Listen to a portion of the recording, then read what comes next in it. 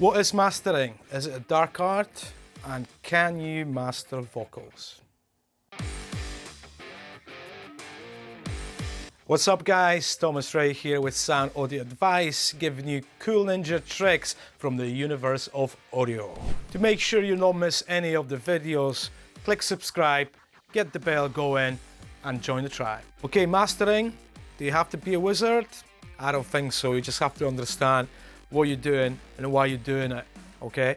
By definition, it's basically getting audio ready for the broadcast. That doesn't really mean much to many. Okay, so let me explain that.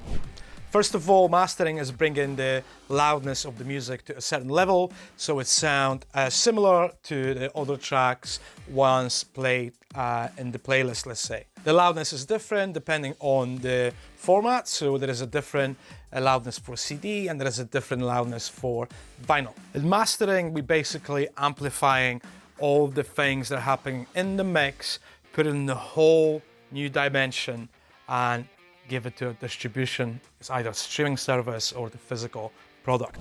There are so many different stages when it comes to mastering. You've got your corrective stage,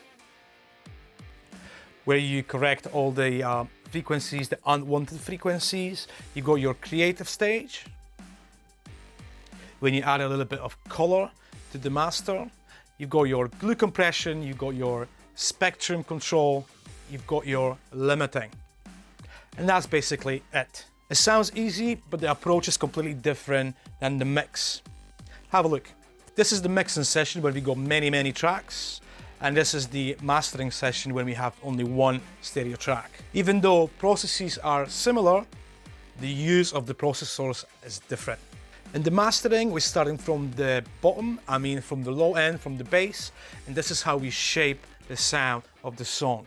Going from the bottom to the top where we got the vocals, then we added a bit of color, then we amplified a little bit with the glue compression, put everything together, adding saturation, controlling the stereo image, adding limiter just to close it all down. In your mastering chain, you can have anything from 5 to 10 different plugins, different effects. It depends how complicated your chain is, how experienced you are, and how difficult the mix is. The important thing when it comes to mastering is the whole process of communication, where you have to understand what the band, what the artist want from you as a mastering engineer and how you're gonna get it.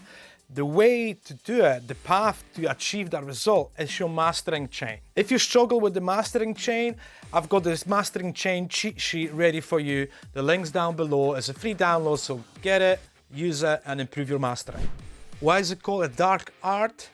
Well, I think because there is not much information out there about mastering. There's not that many books, and for many, the whole mindset is not that obvious. You have to have this specific mindset of how you approach the listening of the music, and also the use of, let's say, EQ, compression, saturation, as I mentioned before, is different than mixing. You don't really have to be a wizard to understand mastering. What you have to do is just practice, practice, and practice. Best way to practice is to get free plugins, get some mix that you can practice on, and compare your finished master with commercially released masters. This is when we use the reference tracks.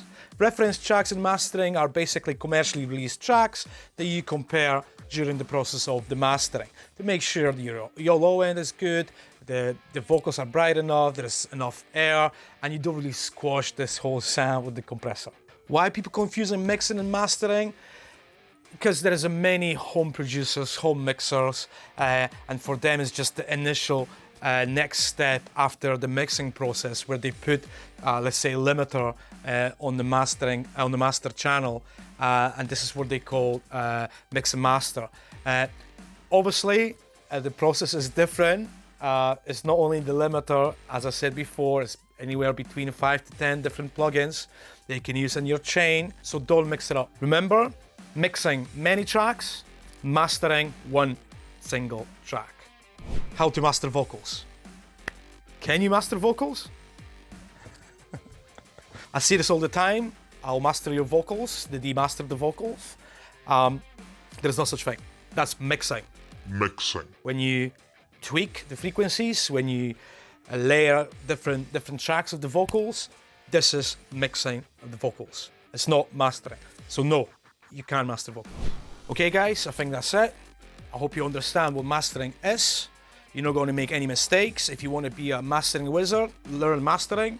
If you want to find out more differences between mixing and mastering, there's a video just there that you can watch that will explain more differences. That's it for now. Thanks for watching. Remember to subscribe, and I'll see you next time.